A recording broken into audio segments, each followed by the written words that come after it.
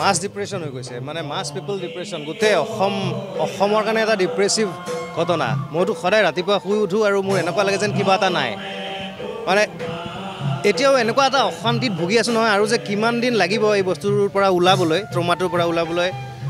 মানে এইটো নাজানো গোটেই অসমবাসীৰে মোৰ বুলি কোৱা নাই আমাৰ চবৰে প্ৰত্যেকৰে আপোনালোকৰো চাগে একেই হৈছে খালি এটা কথা এই বস্তুটো অকণমান জানিলে ভাল আছিলে আমি যে আচলতে প্ৰকৃততে সেইদিনাখন হৈছিলে কি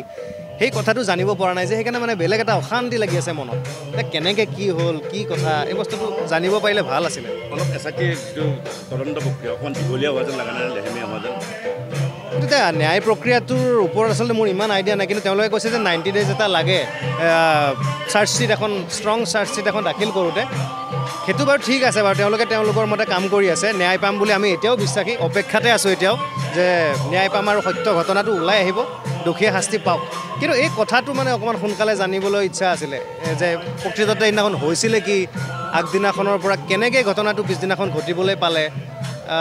এই কথাটো জানিবলৈ পালে অকণমান শান্তি পালোঁহেঁতেন জুবিনদাৰ লগত শেহতীয়া কিবা স্মৃতি মনত কিবা স্মৃতি আছে মই ইয়ালৈ আহিছিলোঁ আজি 2 মাহমান হৈছে জুবিনদা সেই আগতে আৰু তো আহোঁতে ষ্টুডিঅ'টো গোটেই বঢ়িয়াকৈ ইফালে ইফালে কি আছে গোটেইখিনি কথা পাতিলে তাৰপিছত কেইটামান কাণফুলি দিলে মোক বাহিৰৰ পৰা কাণফুলি কেইটামান আনিছিলে বোলে তই কাণফুলি পিন্ধ নেকি মই কৈছোঁ মই পিন্ধোঁ জুবিনদা মইতো পিন্ধিয়ে আছোঁ যে এইকেইটা লৈ যা তো সেইকেইটা লৈ গৈ থৈ দিছোঁ এতিয়া ধুনীয়াকৈ সেইটোৱে লাষ্ট লগ পোৱা মই তাৰপিছত আৰু ভাইমনদাৰ প্ৰিমিয়াৰত মই তেখেতক লগ পাইছোঁ তাতে